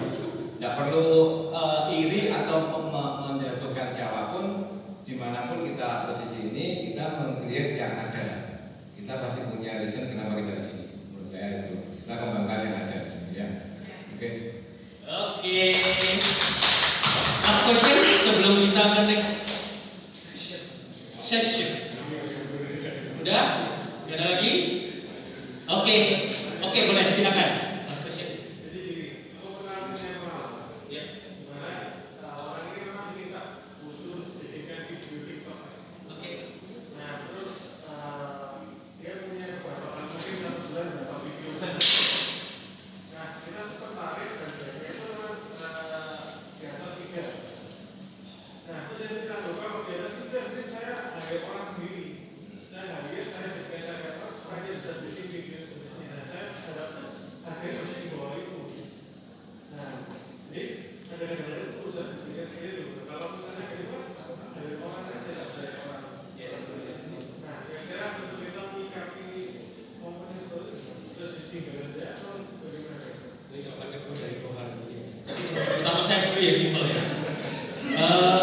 ketika kita jual itu, harusnya kita jual. Kalau saya, itu networkingnya di mana?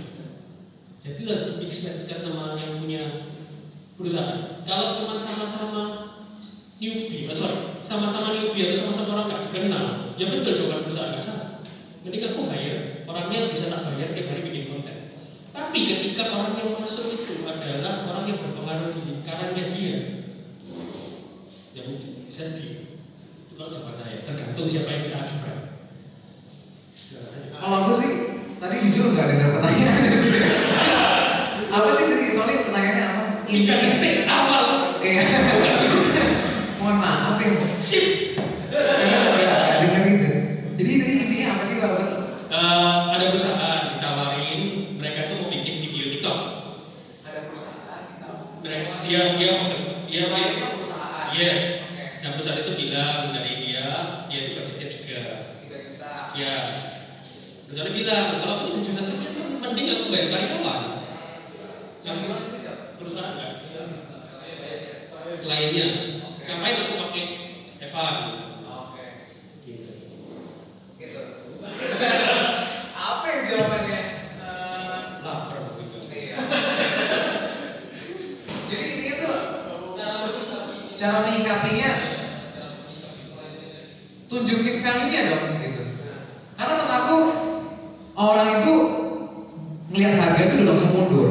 Harga tinggi langsung mahal banget, tawar dong. Padahal dia nggak tahu experience kita apa, value apa yang kita berikan. Makanya ada yang namanya kalau kita videographer ada yang namanya quotation. Quotation itu list kita itu ngeluarin model apa aja, studio, videographer, editor, colorist, revisi. Itu udah masukin aja surat penawaran. Karena klien itu banyak yang nggak tahu diri ya. Kita itu nggak kasih terms and condition, revisinya suka nggak tahu diri. Gitu. Itu apalagi Surabaya sering terjadi gitu ya. Apalagi kamu udah dibayar, terus kalian lupa kasih terms and condition, revisinya nggak disebutin berapa kali, diminta terus. Gitu. Sampai laporan kering, gitu. Memorinya juga mau habis gitu ya. Itu tuh pentingnya kita itu untuk nunjukin value itu buat aku. Kak Evan. Sekian dan itu aja. Nah, habis ini kita akan masukin mobil. Nah, inilah salah satu kalian bisa menunjukin edit value. Aku pernah foto mobil, aku pernah video mobil, aku bisa bikin ini hasilnya. Itu bisa jadi portfolio kalian. Gitu. Boleh banget ya jadi portofolio mereka ya. Iya. Ada tambahan? Kak Evan, saya tambahkan ya kalau untuk menyikapinya seperti apa. Gini, kalau dari saya, kalau ada perusahaan yang lebih memilih akan istilahnya punya karyawan bagian kreatif sendiri, ya itu menurut saya nggak apa-apa. Kenapa? Karena toh itu juga videografer loh, sesama kita. Jadi kalau dia memang memilih jalan itu sehingga tidak memilih dirimu sebagai yang mengerjakan, nggak apa-apa, namanya program dan lain ya. Oke teman-teman, kalau gitu kita break dulu. Silakan ambil minum, nanti ada teman-teman yang bantu di sana. Itu sudah include, jadi teman-teman bisa sambil minum sambil ngobrol di luar. Selagi itu kita akan clear up ruangan.